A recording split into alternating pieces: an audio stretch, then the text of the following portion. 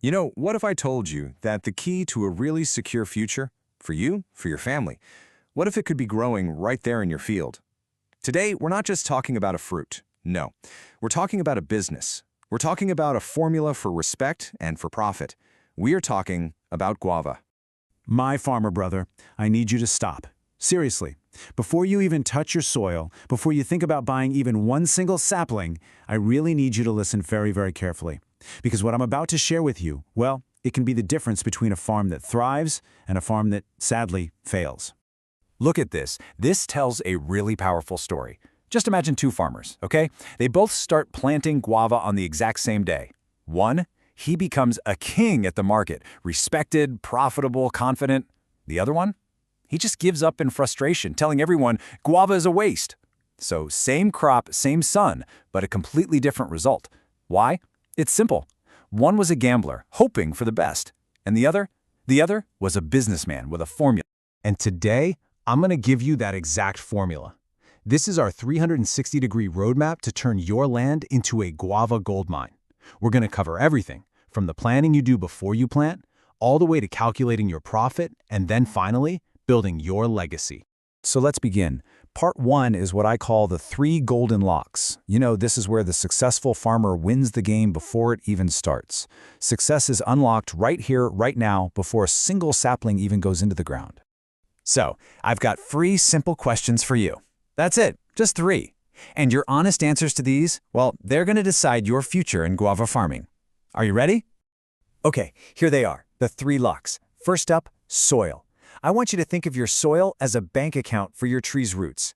Now, guava is a tough plant, for sure, but there's one thing it absolutely hates: standing water. If water just sits in your field after a rain, the roots can't breathe, and your profit, it just dies right there. Second, water. The size, the weight of your fruit, it all depends on water, especially during those hot summer months. The question is, can you guarantee you'll have water then? And third, market. Who is going to buy your fruit? You cannot grow something if you don't know who you're going to sell it to. Now, I want you to let this sink in. This might be the most important thing you hear today. Don't plant guava first. Plant the market first. What does that mean? It means you go to your local mandi, you talk to the juice shop owners, you find out what size and what type they really want, and then you plant for them. All right, so now that you've unlocked that foundation, it's time for part 2, planning your future. This is where we get practical and make the right choices out in the field. See, your market research is what tells you which champion to pick.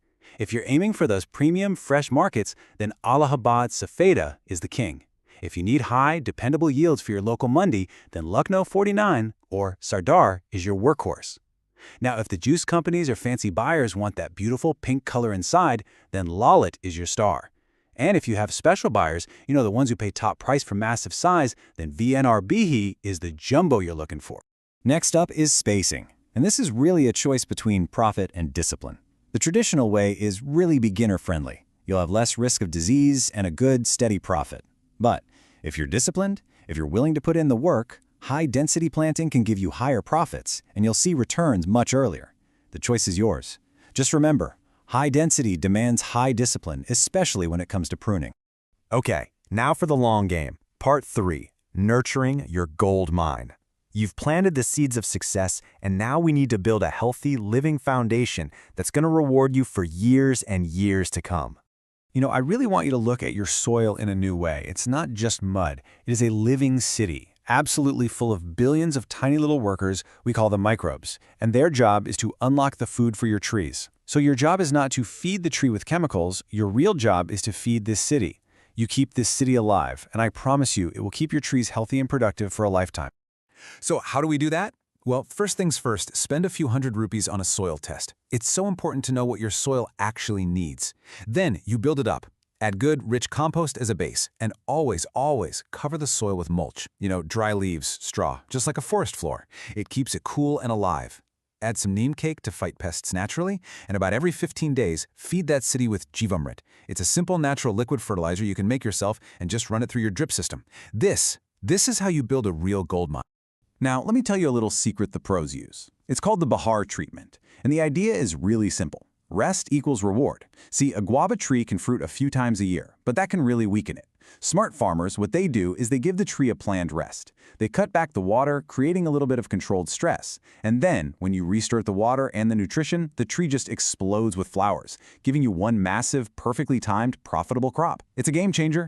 All right, the trees are healthy, the flowers are coming. Let's move on to part 4, from tree to treasure.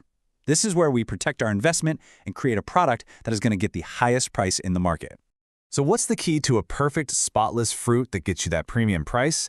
It's all about bagging. The best farmers, they use a 3-layer system. First, a soft foam net for cushioning. Second, a special poly bag to protect it from rain and insects. And third, a paper cover to shield it from that harsh sun. Now look, is it more work? Yes, it is.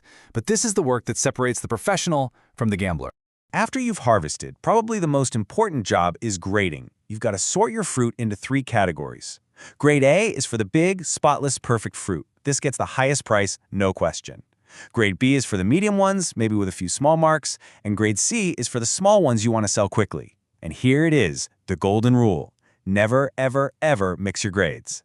The second you mix them, the price of your best fruit drops all the way down to the level of your worst. Okay, we've done all the hard work in the field. Now for the part that really, really matters. Part 5, the final calculation. Let's talk about the numbers and turn all this effort into real profit in your pocket. First, let's just be realistic. This is a patient person's game, right? To get back all your initial investment, you should plan for about 4 years. But after that, the real profits begin, year after year after year. Now, once your orchard is mature, just look at these numbers. And this is for a single acre. Your yearly operating cost, for labor, for nutrition, for everything, it might be around 4 lakh rupees, but your gross revenue could be 9 lakhs, and that leaves a potential net profit of up to 5 lakh rupees per acre per year. Think about that. Does that sound unbelievable? Well, this is the real-world gross revenue from just one farmer's 25-acre guava farm in a single good year. This isn't some dream. This is the result of following this formula with discipline. It's possible. And that brings us to our final and I think our most important part. Part 6, your legacy. This is about why we do this. It's about so much more than just money. It's about what this farm means for your family and for your whole community. Please, just take a moment and read these words carefully.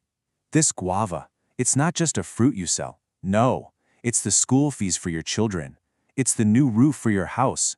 It is the peace of mind that comes from knowing your family is safe and secure. This is the real treasure that we are growing here. So what is the one thing I really want you to take away from all of this? Share this knowledge. That's it. Share it with just one farmer friend. Because if you help one person build one correct orchard, you can change the future for one family. And you know what? One successful family can lift up an entire village. That's how it starts. If you found this useful, please join our farmer family so we can share more knowledge just like this. Let's all grow together and build a stronger, more prosperous future for all of us.